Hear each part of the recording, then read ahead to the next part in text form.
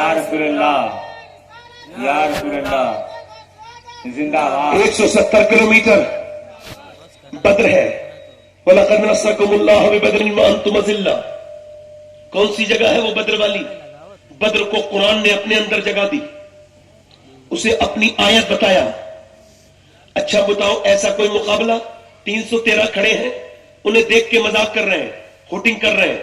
وہ لوگ مکے کے کافر جو 1000 ہیں، ان کے پاس تلواریں ہیں، ان کے پاس عورتیں ناچنے کے لیے ہیں، ان کے پاس شراب پینے کے لیے ہے، پوری رات انہوں نے بھنے ہوئے گوشت کھائے ہیں، اور ادھر میرے نبی کے غلاموں نے میاں بغیر سحری کے روزے رکھے ہیں۔ ادھر یہ کھڑے ہیں 313، ادھر وہ 1000 کی فوج کھڑی ہے، ہوٹنگ کرتے ہیں، کہتے ہیں یہ ہم سے لڑیں گے، ان کی طاقت ہے، ان کے پاس کچھ ہے، انہیں مکھی کی طرح مسلیں گے، مچھر کی طرح مسلیں گے۔ پھر ان پہ فکرے کسنے لگے، پھر ان پہ ٹون کسنے لگے۔ جب یہ ٹون کستے تھے، جب یہ فکرے کستے تھے، جب یہ معاملات آگے بڑھ رہے تھے، اور سنو سنو میرے بھائیوں، غور کرو، تو میرے نبی نے سر سجدے میں رکھ دیا تھا، میرے پیغمبر نے سر سجدے میں رکھ دیا تھا، میرے نبی نے سر سجدے میں رکھا تھا، اور رکھنے کے بعد عرض کی تھی میرے مالک۔ حضرت سیدنا ابوبکر صدیق بیان کرتے ہیں، جتنا اس دن حضور کو ہم نے روتے ہوئے دیکھا، اتنا کبھی روتے ہوئے نہیں دیکھا۔ حضور کی آنکھیں سوج گئی تھی، میرے نبی اللہ کی بارگاہ میں عرض کرتے کرتے حضور کی آنکھیں سوج گئی تھی۔ میرا امام کہتا ہے،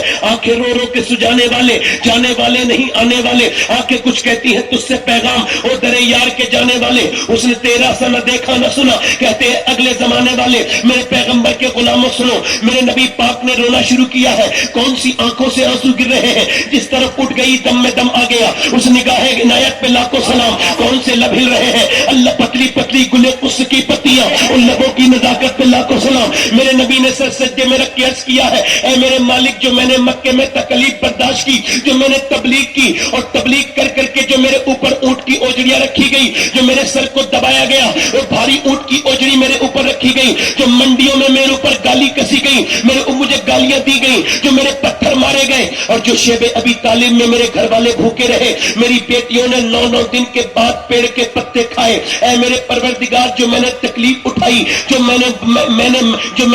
میں نے مکے سے جانے کے بعد طائف کے میدان میں جو میرے اوپر پتھر مارے گئے، اور کتنے پتھر، کبھی آپ نے سوچا ہے میرے نبی کے کتنے پتھر مارے گئے تھے؟ آپ کو کیا یاد ہوگا؟ ہم تو بھول چکے ہیں اپنے پیغمبر کو، بالکل حضور کی زندگی بھلا چکے ہیں۔ مکے سے 80 کلومیٹر دور طائف گئے ہیں، حضور نے جب تبلیغ کیے تو پتھر مارے گئے ہیں، حضور کے جواب میں اتنے پتھر مارے گئے کہ میرے نبی پاک بیٹھتے تھے تو اٹھا کے مارتے تھے، ایک پاؤں اٹھاتے تھے تو دوسرے پاؤں پہ مارتے تھے، یہاں تک کہ پنڈلی شریف بھیگ چکی ہے، پھوٹ پھٹ چکی ہے۔ میرے نبی کی پنڈلی شریف میں سے، حضور کے پاؤں میں سے اتنا خون نکلا ہے کہ آپ کی مبارک نالین شریف بھیگ گئی ہے۔ میرے نبی بدر کے میدان میں عرض کرتے ہیں، میرے مالک، یہ میں نے 313، یہ میں نے ایک ایک کر کے جمع کیے ہیں، کبھی میں نے ابو بکر مانگا، کبھی میں نے عمر مانگا، کبھی میں نے علی مانگا۔ اے میرے مالک، یہ 313 میری پوری زندگی کی کمائی ہے، اے میرے رب، یہ میری پوری زندگی کی کمائی ہے۔ اگر یہ مٹ گئے تو قیامت تک تیرا نام لینے والا کوئی نہیں ہوگا۔ میرے دیکھ تو میرے غلاموں کو میرے مالک کیا بشارت دی ہے حضور نے کہ اگر یہ مٹ گئے تو قیامت تک تیرا نام لینے والا کوئی نہیں ہوگا۔ پھر میرے نبی عرض کرتے ہیں، میرے مالک دیکھ، یہ میرے غلام آئے ہیں، اور میرے غلاموں نے روزے رکھے ہیں، وہ بھی کھجور کی گٹھلیاں چوس چوس کر کے روزے رکھے ہیں، ان کے پاس کوئی طاقت بھی نہیں ہے، یہ تیرا نام پر آ گئے ہیں، ان کی لاج رکھنا میرے رب، ان کی لاج رکھنا۔ میرے نبی جب روئے ہیں، میرا امام کہتا ہے، اجابت کا صحرا، عنایت کا جوڑا دلہن بن کے نکلی، دعائے محمد، اجابت نے جھک کے گلے سے لگایا، بڑی ناز سے جب دعائے محمد، میرے نبی اچانک مسکرائے، اور حضور اٹھے، سر اٹھایا اور مسکرائے۔ حضرت علی کہتے ہیں، اچانک ہوا چلی بدر کے میدان میں نے عرض کی، حضور یہ کیسی ہوا ہے؟ فرمایا، اللہ نے جبرائیل کو بھیجا ہے، اور وہ 500 فرشتوں کے ساتھ زمین پہ اتر چکے ہیں۔ اللہ اکبر۔ پھر نبی پاک حضرت علی کہتے ہیں، پھر ہوا چلی، میں نے کہا حضور یہ کیسی ریت اڑتی ہے؟ فرمایا، میرے نبی نے جبرائیل، اب میکائیل اترا ہے، میرا دوسرا وزیر 500 فرشتے لے کے، مسلمانوں چلو، اللہ کی مدد آ گئی۔ اب جب اللہ کی مدد شروع ہوئی ہے، نبی نے فرمایا چلو، تو ادھر نعرے تکبیر والے، ادھر نعرے تکبیر والے تھے، ادھر شمشیر والے تھے، ادھر طاقت پر بھروسہ تھا، ادھر اللہ کی رحمت پہ بھروسہ تھا۔ ارے ان والوں کو اپنے مال پر غرور تھا، اور ادھر والوں کو آمنہ کے لال پر غرور تھا۔ اب جب چلی ہے تلوار، تلوار کیا میاں، ادھر سے کھجور کی ڈنڈیاں اٹھی، ادھر سے تلواریں اٹھی، مگر کھجور کی ڈنڈیوں نے جب کاٹنا کاٹنا شروع کیا ہے، ایسا کاٹا کہ کھجور کی ڈنڈی کبھی ہاتھ کاٹ رہی ہے، کبھی سر کاٹ رہی ہے، کبھی انگلیاں کٹ رہی ہے۔ جب کفار مکہ نے یہ دیکھا تو دوڑے بھاگے، بھگا مچ گئی، 70 مارے گئے۔ جب وہ دوڑے بھاگے، ان کے بھاگنے پر میرے پیغمبر اسلام کے غلاموں جب وہ میدان چھوڑ کے بھاگتے تھے اور بھاگتے بھاگتے انہیں دیکھا، حضرت بلال نے دیکھا کہ امیہ بھاگ رہا ہے۔ امیہ کون؟ جو بلال کے سینے پہ پتھر رکھتا تھا۔ امیہ کون؟ جو بلال کے مکے مارتا تھا۔ امیہ کون؟ جو بلال کو پورے مکے میں گھماتا تھا، جو بچوں کے ذریعے، لڑکوں کے ذریعے بلال کی گردن میں رسی باندھ کے گھماتا تھا، وہی امیہ دوڑ رہا ہے۔ بلال کو غصہ آیا، جلال جا کر کے امیہ کا پیچھا کیا۔ امیہ دوڑا مگر کب تک دوڑتا، موٹا، اس کے منہ پہ گھوسا مارا، زمین پہ گرا۔ جب وہ زمین پہ گر کے بلال کو دیکھتا ہے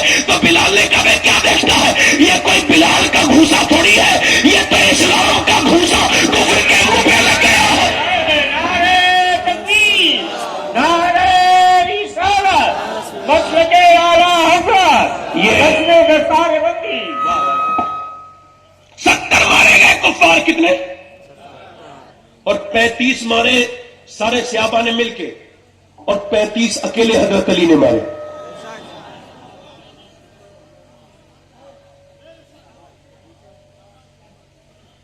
کبھی ہم میں تم میں بھی قرار تھا، کبھی ہم میں تم میں بھی چاہ تھی، کبھی ہم میں تم میں بھی راہ تھی، کبھی ہم بھی تم بھی تھے آشنا، تمہیں یاد ہو کہ نہ یاد ہو۔ ایک زمانہ تھا کہ جب تم روتے تھے تو اللہ کی رحمتیں اترتی تھی۔ ایک زمانہ تھا کہ جب تم سجدے کرتے تھے۔ بھائی جان یہ سیٹی بند کر دو، آپ کو اللہ اس کے رسول کا واسطہ ہے، سیٹی بند کر دو بس۔ آپ کا مائک بہت اچھا ہے مگر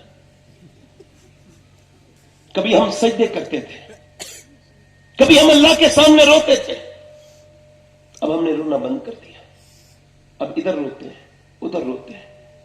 بتاؤں کون سی ایسی بات تھی سجدے میں جو میرے نبی جب رات کو سجدہ کرتے تھے تو حضور کی آنکھوں کے آنسو گھر کے باہر کو نکل جاتے تھے؟